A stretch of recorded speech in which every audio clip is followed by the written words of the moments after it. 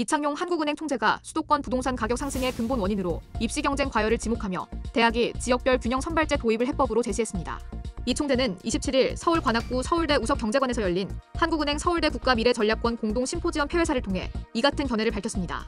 이 총재는 최근 금융통화위원회의 기준금리 동결 결정이 높은 가계부채와 수도권 부동산 가격 상승세 때문이었다고 설명했습니다. 그는 부동산과 가계부채 문제가 더 나빠지는 악순환의 고리에 경각심을 줄 필요가 있다는 고민에 기반을 두고 있다고 밝혔습니다. 또한 금통위 결정이 현 상황에서 옳은 결정이었는지에 대한 다양한 주장이 있지만 왜 우리 사회가 높은 가계부채와 수도권 부동산 가격의 늪에 빠지게 됐는지에 대한 성찰이 부족하다고 지적했습니다. 이어 수도권, 특히 강남 부동산에 대한 초과 수요의 근본 원인으로 입시 경쟁을 꼽았습니다.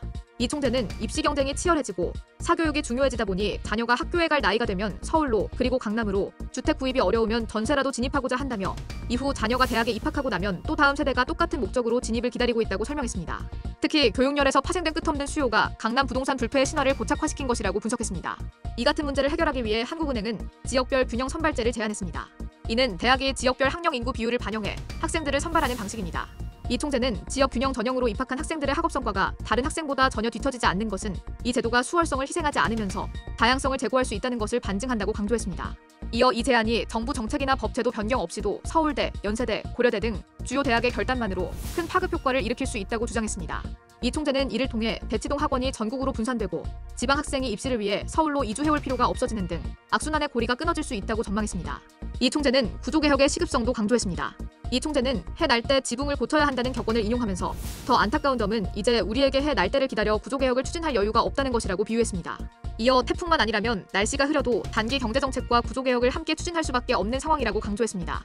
이 총재는 수십 년간 증가해온 가계부채, 반복되는 부동산 문제, 미진한 연금 및 노동개혁 등을 볼 때 우리는 해가 날 때도 구조조정을 하기보다 손쉬운 재정 통화정책을 통해 임시 방편으로 위기를 모면했다고 비판했습니다. 그는 전 세계 최상위권 수준 가계부채가 더 증가했다간 수요 부족으로 경제 성장률을 낮추고 그 정도가 지나치면 금융위기를 초래할 수 있는 수준에 이르렀다며 높아진 수도권 부동산 가격은 국민들 간의 위화감, 나아가 사회적 갈등을 초래하는 수준이라고 진단했습니다. 이 총재는 구조적인 제약을 개선하려고 하지 않고 단기적으로 고통을 줄이는 방향으로 통화 재정 정책을 수행한다면 부동산과 가계부채 문제는 지난 20년과 같이 나빠지는 악순환이 계속될 것이라고 말했습니다.